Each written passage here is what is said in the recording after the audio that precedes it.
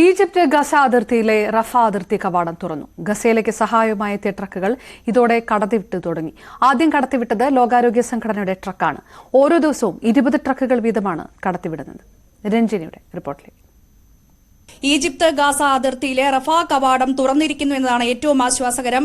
ഇസ്രയേലിന് പൊതുവെ പ്രധാനപ്പെട്ട 3 കവാടങ്ങളാണുള്ളത്. ഒന്ന് തെക്കൻ ഗാസയിൽ, ഒന്ന് വടക്കൻ ഗാസയിൽ, മൂന്നാമത്തെ ഈജിപ്തും ഗാസയുമായി അതിർത്തി പങ്കിടുന്ന റഫ കവാടം. ഇവിടെ കാലങ്ങളായി ഈ 14 ദിവസമായി ഇത്തരത്തിൽ യുദ്ധം തുടരുന്ന സാഹചര്യമുണ്ടായിരുന്നു. ഈ യുദ്ധം ആരംഭിച്ച സമയം മുതൽ തന്നെ ഈജിപ്തിന്റെ ഈ അതിർത്തി കവാടത്തിൽ ലോകാരോഗ്യ സംഘടന ഉൾപ്പെടെ മറ്റ് രാജ്യങ്ങളുടെ സഹായവുമായി നിരവധി ട്രക്കുകൾ അവിടെ എത്തിയിരുന്ന സാഹചര്യമുണ്ടായിരുന്നു. എന്നാൽ ചില ഇസ്രയേലും ഈജിപ്തും യുഎസും ഒക്കെ നടത്തിയ സമാധാന ചർച്ചകളടക്കം ഈ റഫ അതിർത്തി തുറക്കുന്ന കാര്യത്തിൽ ഇതുവരെയും തീരുമാനമായിരുന്നില്ല.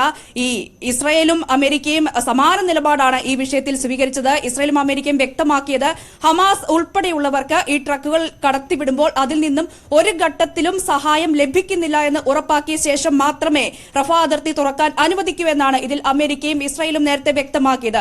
എന്നാൽ നിലവിൽ ചില ചർച്ചകൾക്കൊക്കെ ശേഷം റഫ അതിർത്തി തുറക്കുന്നു എന്നത് ഏറ്റവും ആശ്വാസകരമായ വാർത്തയാണ്. നിലവിൽ 20 ട്രക്കുകളാണ് ഓരോ ദിവസവും ഇങ്ങനെ കടത്തിവിടുന്നത്. ആദ്യം കടത്തിവിട്ടിരിക്കുന്നത് ലോകാരോഗ്യ സംഘടനയുടെ ട്രക്കാണ്. അതിൽ അവശ്യ വസ്തുക്കളും മരുന്നുകളും ഭക്ഷണങ്ങളും ഉൾപ്പെടെയുള്ള സാധനങ്ങളാണ് ഉൾപ്പെടുത്തിയിട്ടുള്ളത്. സ്വാഭാവികമായും ഇങ്ങനെ യുദ്ധം രൂക്ഷമാകുന്ന സമയത്ത് ഗാസയിൽ നിന്നും ആളുകൾ ഈജിപ്തിലേക്ക് പലായനം ചെയ്യാൻ സാഹചര്യമുണ്ട്.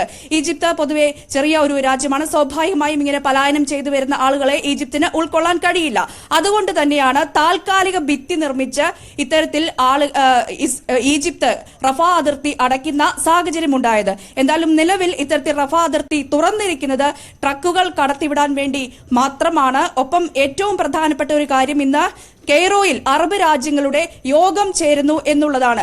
ആ യോഗത്തിൽ യുകെയും UN പ്രതിനിധികളും ജപ്പാനും ആ യോഗത്തിൽ പങ്കെടുക്കുന്നുണ്ട്. സ്വാഭാവികമായും വരും ദിവസങ്ങളിൽ ഇത്തരത്തിലുള്ള സഹായം, നിലവിൽ 20 ട്രക്കുകൾ എന്നത് ഒരുപക്ഷെ കൂടാനുള്ള സാധ്യതയാണ് ആ യോഗത്തിൽ കാണുന്നത്. ഇപ്പോൾ റഫ അതിർത്തി തുറന്ന് ഇത്തരത്തിൽ ട്രക്കുകൾ എത്തുന്നു എന്നുള്ളത് ഏറ്റവും ആശ്വാസകരമായ കാര്യമായി മാറുന്നത്. ഗസയിൽ ഇസ്രയേലിന്റെ വ്യോമാക്രമണം